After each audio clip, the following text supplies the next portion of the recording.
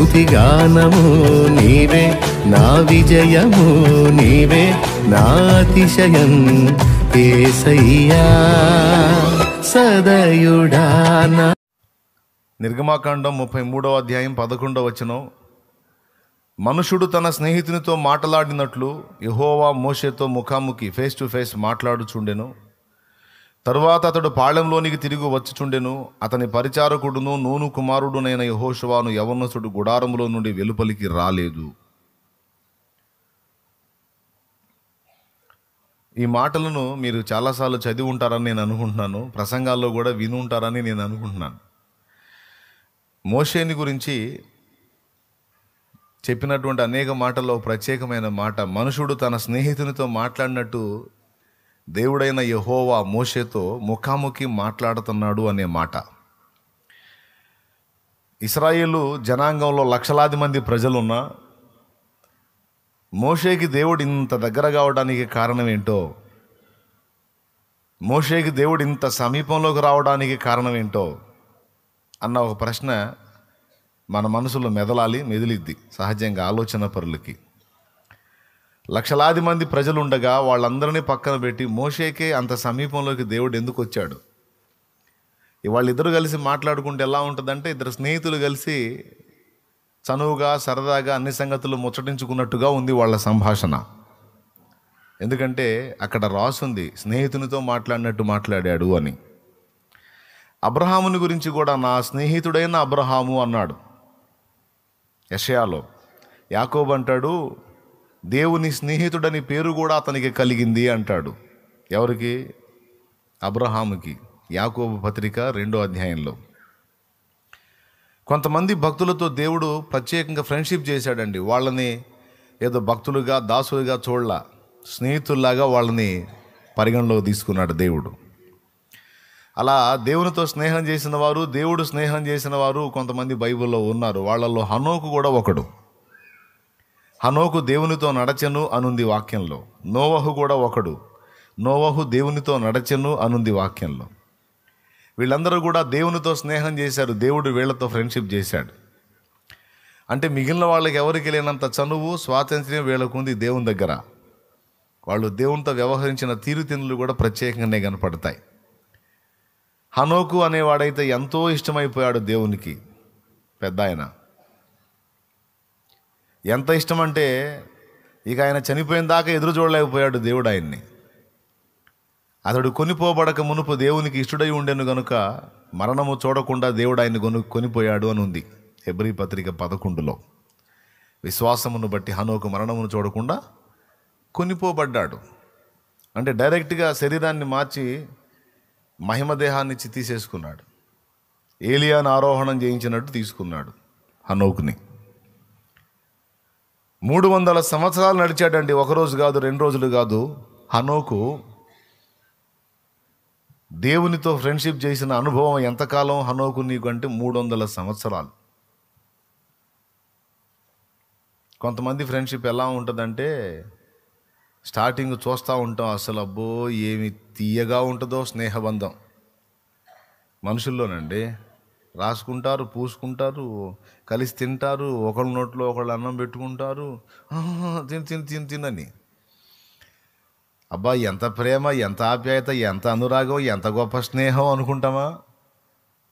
కొన్ని నెలల్లోనే ఆమె ముఖం ఏమో చూడదు, ఏమో ముఖం ఆమె చూడదు, ఆయన ఫేస్ ఏం చూడడు, ఈయన ఫేస్ ఆయన చూడడు. ఏం జరిగిద్దో తెలియదు.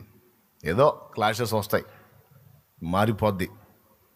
అంతకుముందు ఆ మనిషిని ఏమన్నా ఒప్పుకొని ఈ మనిషి ఇప్పుడు ఆ మనిషి మీద 14 చెబుతూ ఉంటుంది. ఇదంతా మనం ఎరిగిన సత్యం. మనుషులతో మనకున్నటువంటి సహవాసాలు ఇంత మాత్రమే. అవునా కదా? ఏదో అరాకొర దొరుకుతారు. ఫస్ట్ నుంచి చివరి దాకా ఫ్రెండ్షిప్ని జాగ్రత్తగా బ్యాలెన్స్ చేసుకొచ్చిన వాళ్ళు. ఎక్కువ శాతం ఎంత హడావుడిగా మొదలు పెడతారో అంతే హడావుడిగా కట్ అయిపోతారు, కొన్ని నెలలకి, కొన్ని సంవత్సరాలకి. కానీ దేవునితో హనోకు స్నేహం మొదలుపెట్టి ఏకదం 300 సంవత్సరాలు నడిచాడు. అప్పట్లో దీర్ఘాయువు ఉంది. మొత్తం 360 సంవత్సరాలు చిల్లర బ్రతికాడు ఆయన. హనోకు బ్రతికాడంటే తర్వాత చచ్చిపోయాడని కాదు, దేవుడు ఆయన తీసుకొని వెళ్ళిపోయాడు. దేవునితో మళ్ళీ ఎప్పుడు కూడా ఎడబాయకుండా, తెగతెంపులు చేసుకోకుండా, దేవునితో ఎడముఖం పెడముఖం కాకుండా 300 సంవత్సరాలంటే చిన్న విషయం అనుకుంటున్నారా? స్తోత్రం చెప్పండి. అంత సుదీర్ఘకాలం ప్రయాణం చేశాడు. అబ్రహాము అంతే, మోషే కూడా అంతే. ఇప్పుడు మనం మోషే గురించి వచ్చాం. ఈ మోషేని ఎందుకు దేవుడు అంతగా ఎంచుకున్నాడు? చాలామంది ఉంటే ఇతన్ని ఎందుకు కోరుకున్నాడంటే, ఇతన్ని ఎంపిక చేయక మునుపు దేవుడు ఇతన్ని కొన్ని పరీక్షల గుండా తీసుకెళ్ళాడు.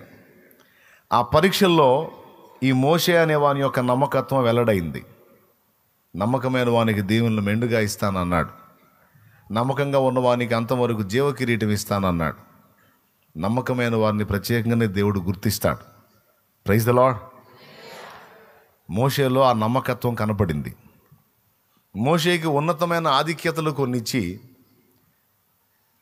వాటి కోసం వెంపర్లాడతాడా, అవసరమైతే నా కోసం వాటిని విసర్జించి నన్ను హత్తుకుంటాడా అని మోషేకి కొన్ని పరీక్షలు పెట్టాడు దేవుడు.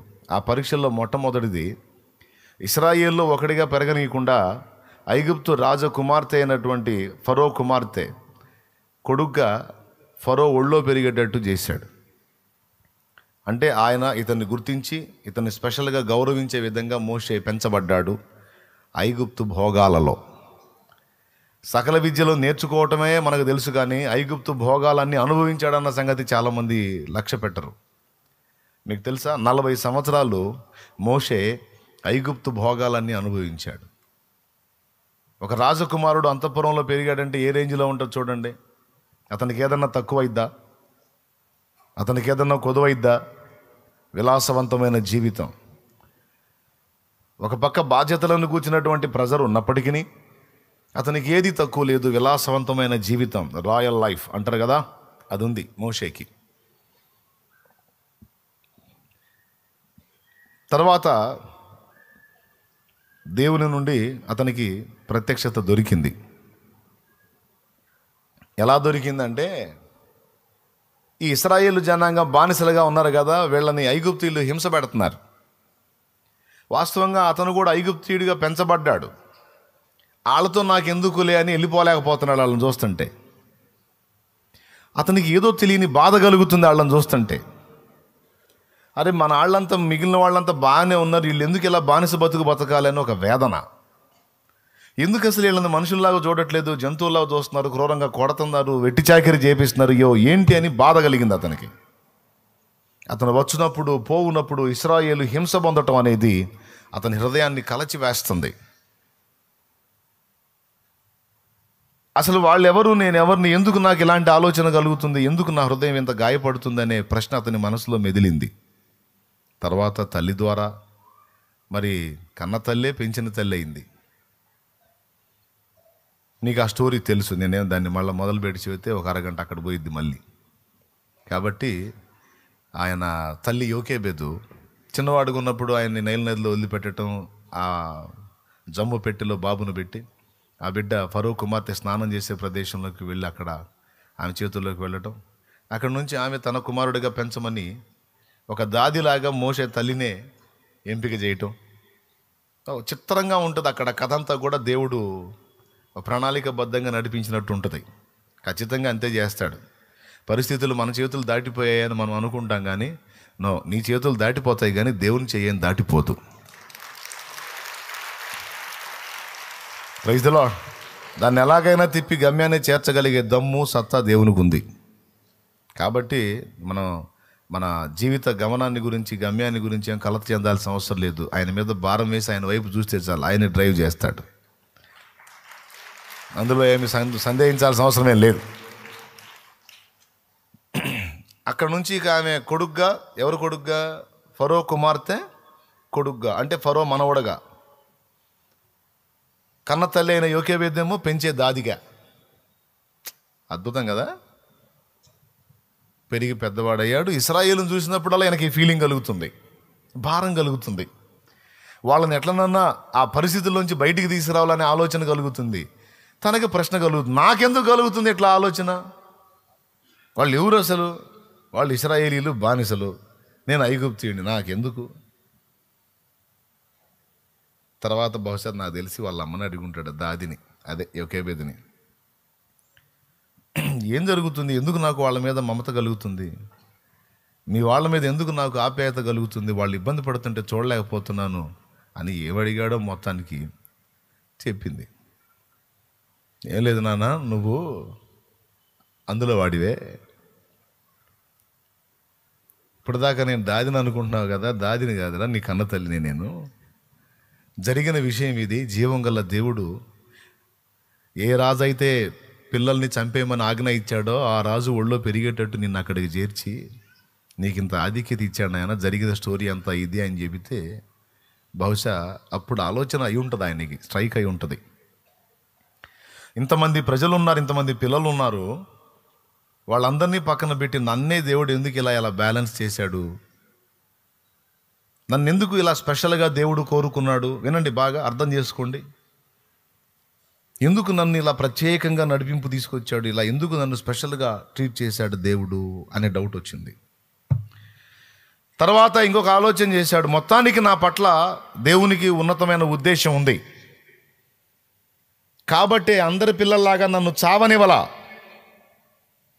ముసళ్ళకు ఆహారం కానివ్వలా, నైలు నదిలో నీళ్లలో మునిగి పోనివ్వలా, నన్ను ఈ ఐగుప్తీలలో ఒక్కనిగా పెరిగేటట్టు దేవుడు జోక్యం చేసుకుని ఇంత అద్భుతంగా నన్ను నడిపించాడంటే ఇది యాదృచ్ఛికం కాదు, ఆయన ప్రణాళిక. ఇప్పుడు నేనేం చేయాలి, ప్రశ్న అది. మరి ఇంత అద్భుతంగా నన్ను పసికందుగా ఉన్నప్పుడే చావకుండా నన్ను ఇంత అద్భుతంగా నడిపించి గమ్యానికి చేర్చి ఇక్కడ తీసుకొచ్చాడంటే ఎందుకు చేసి ఉంటాడు అంటే అర్థమైపోయింది మొత్తానికి.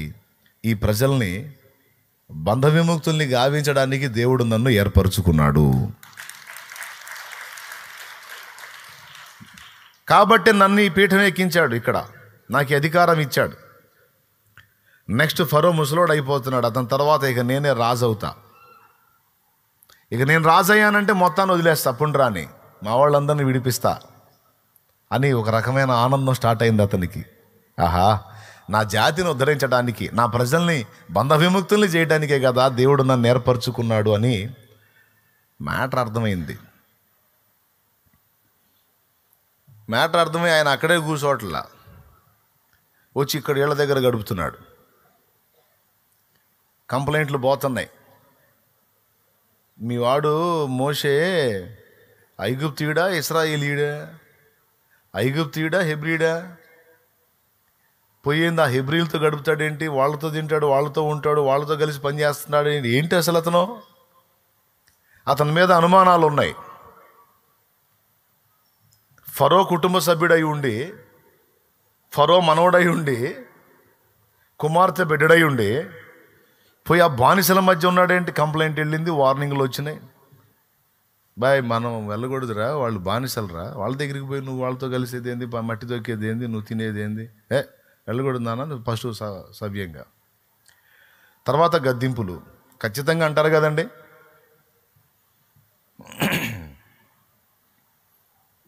ఈ మాట ఎక్కడ రాసుంది అంటారు కొంతమంది మేధావులు. అన్నీ రాసుంటేనే నమ్ముతారు ఈ మునగాళ్ళు. ఎక్కడ రాసుంది అనేవాళ్ళు ఉన్నారు. ఇది ఒక టైపు సరుకు, అన్నీ రాసుంటేనే నమ్ముతారంట కొంతమంది.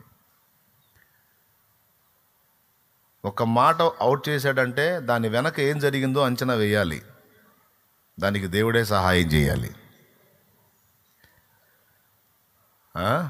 ఐగుప్తు రాజకుమార్తె యొక్క కుమారుడు అనిపించుకునుట కంటే, అల్పకాల పాపభోగము అనుభవించుట కంటే క్రీస్తు విషయమైన నింద గొప్ప భాగ్యమని ఎంచుకొనేను అన్నాడు.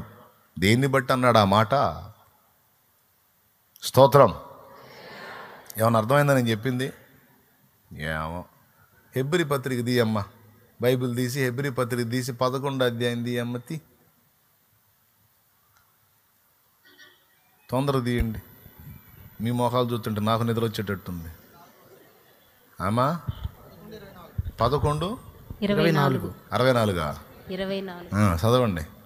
మోషే పెద్దవాడైనప్పుడు విశ్వాసమును బట్టి ఐగుప్తు ధనము కంటే క్రీస్తు విషయమైన నింద గొప్ప భాగ్యమని ఎంచుకుని అల్పకాలము పాపభోగం అనుభవించుట కంటే దేవుని ప్రజలతో శ్రమ అనుభవించుట మేలని యోచించి ఫరో కుమార్తె యొక్క కుమారుడని అనిపించుకొనుటకు ఒప్పుకొనలేదు.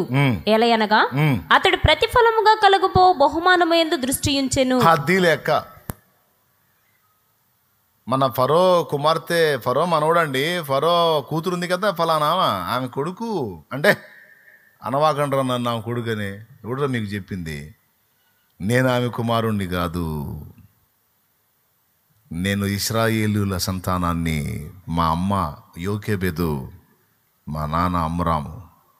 స్తోత్రం. ఒప్పుకోలా, పెద్దవాడైనప్పుడు ఒప్పుకోలా. ఇక్కడ గడుపుతూ ఉన్నాడు, ఇక్కడ వ్యవహరిస్తూ ఉన్నాడు. ఇంకా చెప్పాలంటే ఆయన కళ్ళంతా ఈ ప్రజల మీదే ఉంది, దృష్టి అంతా ఇటే ఉంది. సరే బాగుంది. ఓ రోజు ఇక్కడ టెస్ట్లో పాస్ అయ్యాడు అన్న పాయింట్ చెప్పడానికి చెప్పాను. నమ్మకత్వంలో పాస్ అయ్యాడు ఏంటంటే, అతను ఎవరో తెలిపాడు దేవుడు, ఆ ప్రజలు ఏ స్థితిలో ఉన్నారో చూపించాడు దేవుడు. తనని ఎలా డ్రైవ్ చేశాడో, తను పసికందుగా ఉన్నప్పుడే చచ్చేవాడిని చావకుండా ఐగుప్తు రాజసింహాసనం మీద అతడు పెరిగేటట్టు చేశాడు. ఈ 3 సంగతులను ఆలోచించి అతడు ఒక నిర్ణయానికి వచ్చాడు. దేవుని సంకల్పం నా ఎడల ఎలాగుంది, అర్థమైందా? నా మీద ప్రత్యేకంగా ఉంది. అందుకే నన్ను పసికందుగా ఉన్నప్పుడు చావనీయకుండా, అందరు పిల్లలు తెస్తే నన్ను చావనీయకుండా కాపాడాడు. చంపమని ఆజ్ఞాపించిన వాడు ఇంట్లోనే నేను పెరిగేటట్టు చేశాడు. ఇంత కథ చేశాడంటే మొత్తానికి ఏదో ప్లాన్ నా మీద ఉండబట్టే చేశాడు కదా. నా ద్వారా ఈ ప్రజలకి ఏదో మేలు జరగాలనే కదా ఈ కథ అంతా చేశాడు. కాబట్టి దాన్ని అనుసరించి నేను వెళ్ళి వాళ్ళ కోసం శ్రమ పడాలా? లేకపోతే బాగానండమ్మా, లేకపోతే వాళ్ళ పాపానికి వాళ్ళ కర్మ మోస్తున్నారు, మనకెందుకు? మనకు మంచి ప్లేస్ ఇచ్చాడు కాబట్టి ఐగుప్తు రాజునైపోయి ఈ భోగాలు అనుభవించి ఇప్పటిదాకా 40 ఏళ్ల పాటు సుఖభోగాలు అనుభవించాను. ఇంకా అట్లా కంటిన్యూ అయిపోతే పోతుంది. మంచిగా ఒక స్త్రీని పెళ్లి చేసుకొని ప్రశాంతంగా నా మట్టుకు నేను హ్యాపీగా బతికితే పోతుంది. ఎందుకంటే కొంతమంది దేవుణ్ణి ఎరిగి కొన్ని సంవత్సరాలుగా దేవుని అనుభవిస్తూ, దేవునిలో ఆనందాన్ని అనుభవిస్తూ, దేవుని రక్షణ పొందుకొని నిత్యజీవ వారసత్వాన్ని స్వతంత్రించుకొని కొంతమంది బతుకుతున్నారు కదా. ఎవడెట సస్తే మనకెందుకు, మనం బాగుండాం చాలు. వాళ్ళకి చెప్తే మాత్రం వింటారా, సత్తారా, మారతారా? వింటారా, సత్తారా, మారతారా? మారి సవరు పాడలేదు, వాళ్ళకి చెప్పటం ఎందుకు? పోని మనం మటుకు రక్షింపబడ్డాం, బాప్తీసం పొందాం, పరలోకానికి వారసత్వం సంపాదించుకున్నాం, ఎవడెట్ట సస్తే మనకెందుకు అని కొంతమంది బతుకుతున్నారు. చూడు, భారం లేని బతుకు. ఏం బతుకు? పెద్దగా చెప్పండి. ఏం బతుకు? భారం లేని బతుకు. ఏం బతుకు? బాధ్యత లేని బతుకు. అట్లా బతుకుతాడా? లేకపోతే ఏమైనా కానీ నా ప్రజలు అక్కడ బాధలు పడతా వాళ్ళు నాశనం అవుతుంటే నేను ఎట్లా అనిపిస్తాను ఈ భోగాలు? నాగదు.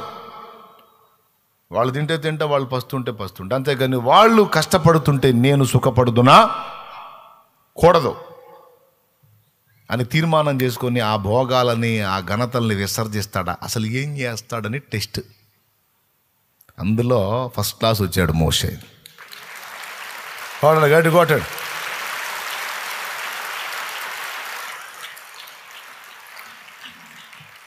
ఫస్ట్ క్లాస్లో పాస్ అయ్యాడు అన్నమాట. అయిపోయింది, అంతటితో వదిలిపెట్టలా. మళ్ళా అతని కళ్ళ ముందు ఇశ్రాయేలీయుడు ఒకడు బాధపడుతున్న అనుభవాన్ని చూపించాడు దేవుడు. కడుపు రగిలిపోయింది. ఐగుప్తీయుడు ఇశ్రాయేలీయుడిని కొడుతున్నాడు, ఇబ్బంది పెడుతున్నాడు, ఉండబట్టలేకపోయాడు. ఎంతకాలం రా మీ దుర్మార్గం, ఇందిరా వాళ్ళు మీకు చేసిన అన్యాయం అని పోయి వాడి మీద ఎగబడి వాడిని కొట్టాడు. వాడు చచ్చిపోయాడు. మొత్తానికి ఎక్కడ తగిలిందో దెబ్బ, వాడు స్పాట్ అవుట్. ఆ చచ్చిపోయిన వాడిని మాఫీ చేశాడు. ముందే దృష్టి పెట్టారుగా, ఏందో అక్కడే గడుపుతున్నాడు, ఫరో కుటుంబ సభ్యుడు అయి ఉండే ఏందో ఆడే తిరుగుతున్నాడు, ఆడే గడుపుతున్నాడని దానితో ఇదొక సైనికులు ఒకడు తగ్గాడు. సైనికుల సంఖ్య ఉంటుంది కదా, సంఖ్యలో ఒకడు తగ్గాడు. కంప్లైంట్ పోయింది. మా ఆయన ఏందో ఈరోజు ఇంటికి రాలేదని ఫ్యామిలీ పోయి ఉంటుందిగా, ఎందుకు వస్తాడు, వాడిని పూడ్చిపెట్టాడు. ఇక కేసు రాశారు. ఆ రోజు ఇష్యూ జరుగుతున్నప్పుడు ఫలానా వాడు అక్కడ ఉన్నాడు అని. ఈ మోషేకి ఏమన్నా పిచ్చెక్కిందా, ఏం చేస్తున్నాడు? వాని పేరు అనుమానితుల లిస్టులో అతని పేరు ప్రథమంలో ఉంది. ఇక మరుసటి రోజు ఇది జరిగిన తర్వాత మరో రోజు ఇద్దరు ఇశ్రాయేలీలు కొట్టుకుంటున్నారు. వాళ్ళిద్దరు కొట్టుకుంటుంటే ఫస్ట్ ఏమో బాధింపబడుతున్న వాని పక్షమున పోరాడి బాధించిన వాడిని చంపి బాధింపబడ్డవాడిని బతికించాడు, కాపాడాడు, అయిపోయింది. అంటే అక్కడ రక్షించేటువంటి మెట్టు కనపడింది. బాధింపబడుతున్న తన వారిని రక్షించేటువంటి రక్షకుడుగా కనపడుతున్నాడు. ఎవరు? సుబ్బారావా? పెద్దగా చెప్పండి. మోషే. మరుసటి రోజు ఇద్దరు సహోదరులు గొడవాడుకుంటూ ఉంటే వాళ్ళ మధ్యలోకి వెళ్ళాడు. బ్రదర్స్ ఆగండి, మీరు ఇశ్రాయేలీలు, మనం దేవుని సంబంధంలో మనం గొడవాడుకోవచ్చా, మనం సమాధానంగా ఉండాలి అని అంటే, నీవు మా మధ్య తీర్పరిగా వచ్చావా? నిన్ను మా మీద తీర్పరిగా నియమించిన వాడు ఎవడు? నేనేం చెబుతున్నా, నువ్వేం మాట్లాడుతున్నావు సోదరా? మీకు గొడవ తగదని నేను మాట్లాడుతుంటే జడ్జిగా వచ్చావా, న్యాయం తీర్చడానికి వచ్చావా, తీర్పులు తీర్చడానికి వచ్చావా అని పిచ్చి మాటలు మాట్లాడితేవే, నీకేం మైండ్ పోయిందా? ఏంది అంత కోపడుతున్నావు? ఏంది, నిన్న వాడిని చంపినట్టు నన్ను కూడా చంపుతావా ఏంది అన్నాడు. చూసారా మరి, పెద్దగా అనేశాడు. ఈ చుట్టుపక్కల ఉంటారుగా, ఎవరు నిన్న ఫలానా సైనికుడిని చంపింది? ఏనే నేను చూసా. ఊరే దుర్మార్గులారా, మిమ్మల్ని కాపాడుదామని నేను పూనుకుంటే నన్ను పట్టించారేవిరా మీరు? ఇప్పుడు చెప్పండి, రక్షిద్దామని వాళ్ళ మధ్యలోకి పోయి వాళ్ళ పక్షంగా పోరాడి శత్రువుని చంపి వీళ్ళని సేవ్ చేస్తే వీళ్ళు దాన్ని దాచాలా, అప్పచెప్పాలా? పట్టించింది ఎవరు మరి? మరి అప్పుడు వాళ్ళని కాపాడాలా? మీ సావు మీరు సావంటారని సర్దుకోవాలా? వాళ్ళు బతికిద్దాం, కాపాడదాం, సేవ్ చేద్దామని ఆయన దిగితే ఫలానా సైనికుడు కనపడట్లేదు, హత్య గావించబడ్డాడు, చంపిన వాళ్ళలో ఎవరో అర్థం కావట్లేదని వాళ్ళు తర్జన పడుతుంటే వీళ్ళు చెప్పారు ఫలానా మోషే అండి చేద్దామని పూనుకుంటే వాడే అప్పగిస్తాడు మనల్ని. నిజంగా వాళ్ళు బాగు చేద్దామని మనం పూనుకొని వాళ్ళకి ఏదైనా మేలు చేద్దాం అనుకుంటామని నమ్మకంగా పట్టిస్తారు మనల్ని, అప్పగిస్తారు. ఎప్పుడైనా తగిలిందా మీకు ఈ టైపు? మీకు తగలలేదా? మరి చేతులు ఎత్తరే, అర్థం కావట్లేదు. నేనేమన్నా తమిళం ఏమైనా మాట్లాడుతున్నానా? స్తోత్రం కదా. ఎదుటి వాళ్ళకి మంచి చేద్దామని మనం పూనుకుంటే మన దగ్గర మంచి పొంది మనకు పెడతారు ఎసురు. టంటోళ్ళు తగులుతారు, అక్కడక్కడ తగులుతారు. భలే బాధ వేసేది మనసుకి. అరే నీ మైండ్ ఉందా పోయిందా? వీళ్ళకి మేలు చేద్దామని నేను అంత రిస్క్ చేస్తే చివరికి నన్ను కూడా బుక్ చేసేసారు. వీళ్ళకి చేయకూడదు అనిపిస్తుంది. వీళ్ళకే కదా, ఇంకెవడికి చేయకూడదు అనిపించింది. అదొక టెస్ట్. వాళ్ళకి మేలు చేద్దామని అంత సాహసం చేసి ఒక శాలరీని రద్దు చేసి పడేస్తే వాళ్ళు ఏమన్నారు? అరే మన కోసం ఇంత రిస్క్ చేశాడు, ఇంత డేంజర్. ఐగుప్తులో అలాంటిది జరిగిందంటే ఖండాలు చేస్తారు. తన ప్రాణం మీదకి వచ్చేస్తుంది. ఒక హత్య చేసి, అది కూడా డ్యూటీలో ఉన్న సైనికుడిని చంపాడంటే పెద్ద కేసు అది. మోషే కాదు, ఎవడైనా సరే చంపేస్తారు. చేయకూడదు అట్లా. అలాంటిది తన ప్రాణానికి తెగించి జరుగుతున్న అన్యాయాన్ని ఎదిరించి అన్యాయం చేస్తున్న వాడిని శిక్షించాడు. రే మన కోసం మామూలు సాహసం చేయలేదురా. అసలు ఎంత చేశాడు, ఎంత రివర్స్ అయ్యాడు అనుకున్నావు, ఎంత పోరాడాడు అనుకున్నావు. అమ్మో, ఇతను మన పక్షంగా దేవుడు ఏర్పరచుకున్నవాడు, ఇతన్ని మనం కాపాడుకోవాలి అనుకోలే. వాళ్ళు అప్పచెప్పారు. నిన్న ఐగుప్తుని చంపినట్టు నన్ను కూడా చంపుదాం అనుకున్నా అయింది. చూడండి చూడండి, మీకు చేయకూడదురా, మీకు మేలు చేద్దామని వస్తే నన్నే అప్పగిస్తారు, దుర్మార్గులారా సావండి అనుకోలా. ఇంత అమాయకులు ఎట్ట బతుకుతారా మీరైతే బాధపడ్డాడు. మిమ్మల్ని బాగు చేద్దామని నేను వస్తే నన్ను అప్పచెబుతున్నారు. నేను పోతే, నేను చస్తే మీరు ఏడే చేస్తారా? మీ బతుకంతా ఏడే తగలబడిద్ది. మిమ్మల్ని బాగు చేసేవాడు ఎవడురా? మిమ్మల్ని బయటికి తెచ్చేవాడు ఎవడురా? నన్ను దేవుడు నిలబెట్టాడు. మరి నన్ను అప్పచెప్పడానికి ట్రై చేస్తున్నారు మీరు. మరి నేను ఇదైపోతాను, నన్ను తీసుకెళ్ళి అరెస్ట్ చేసి చంపేస్తారు నన్ను. ఎవర్రా మీకు దిక్కు? మోషే గుండెలో బాధ, కానీ వాళ్ళ మీద కోపం రాలా. జరిగింది ఇది, కోపం రాలా, జాలేసింది. ఇంత అరబందరం ఆలోకాలు కాబట్టేరా మీ బతుకులు ఎట్లా అయిపోయి నేను బాధపడి. అక్కడే ఉంటే అతన్ని తీసుకెళ్ళి చంపుతారు. అందుకని అక్కడి నుంచి ఈ సంగతి రాజుకు తెలిసి చెప్పేశాడు, ఏంటి అని. రాజాగ్రహమునకు భయపడక, నేను చిక్కానంటే, రాజు చేతికి చిక్కానంటే చంపేస్తాడు. నా పసితనంలో తప్పించుకున్నాను, ఇప్పుడు ఈ దశలో మళ్ళీ చిక్కే అవకాశం ఉంది. చిక్కితే అవుట్, కాబట్టి నేను ఎస్కేప్ అవుతాను. ఒకవేళ తప్పించుకున్నాడని ఇంకా పెద్ద నేరం, దేశద్రోహం నేరం నా మీద మోపి ఇంకా ఏదన్నా చట్టం చేయొచ్చు నా మీద. అయితే కానీ నేను వీళ్ళని బయటికి తెచ్చినట్లు బ్రతకాలి. నేను చావకూడదు, నేను బ్రతకాలి. నేను చచ్చిపోయానంటే వీళ్ళ గతిగా భయంకరంగా అయిపోయింది అని రాజాగ్రహమునకు భయపడక విశ్వాసమును బట్టి, దేవా ఆ పసికందుగా ఉన్నప్పుడు నన్ను కాపాడినవాడా, మళ్ళొక్కసారి అపాయం నన్ను జుట్టుకుంది, మరణాపాయం నన్ను జుట్టుకుంది, ఇదిగో నడుస్తున్నాం, నన్ను కాచుకోమని బయలుదేరాడండి.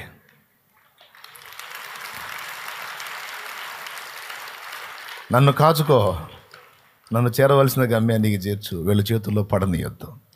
ఐగుప్తు మామూలుగా ఉంటుంది, అయింది సెక్యూరిటీ తీవ్రంగా ఉంటుంది, వెంటనే పట్టేసుకుంటారు.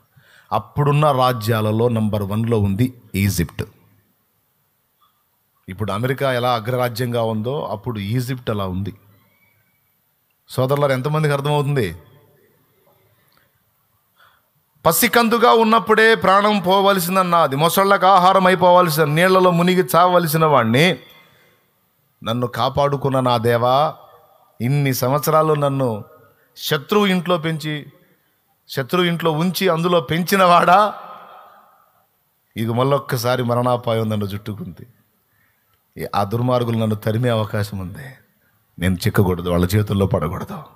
నన్ను దాయి, నన్ను కాయి, నన్ను బ్రతకనివ్వు. ఏం ప్రార్థన చేసుకున్నాడో మొత్తానికి వెళ్ళిపోయాడు. వాళ్ళకి చిక్కలా వెళ్ళిపోయాడు.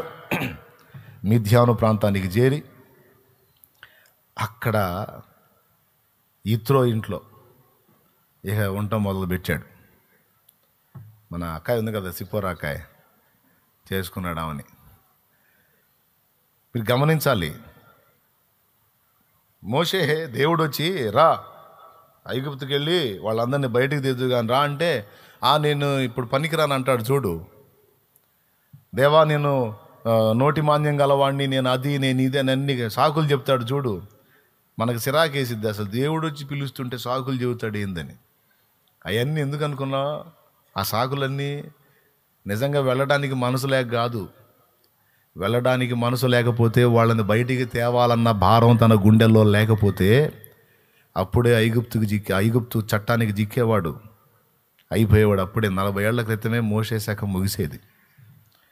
కానీ ఇక్కడ నుంచి ఎస్కేప్ అయ్యి ఎట్లనన్నా కష్టపడి బతికి ఎప్పటికైనా వీళ్ళని బయటికి నేనే తేవాలని భారం కలిగి ఉన్నాడు. కనుకనే అక్కడి నుంచి తప్పించుకొని వెళ్ళిపోయాడు.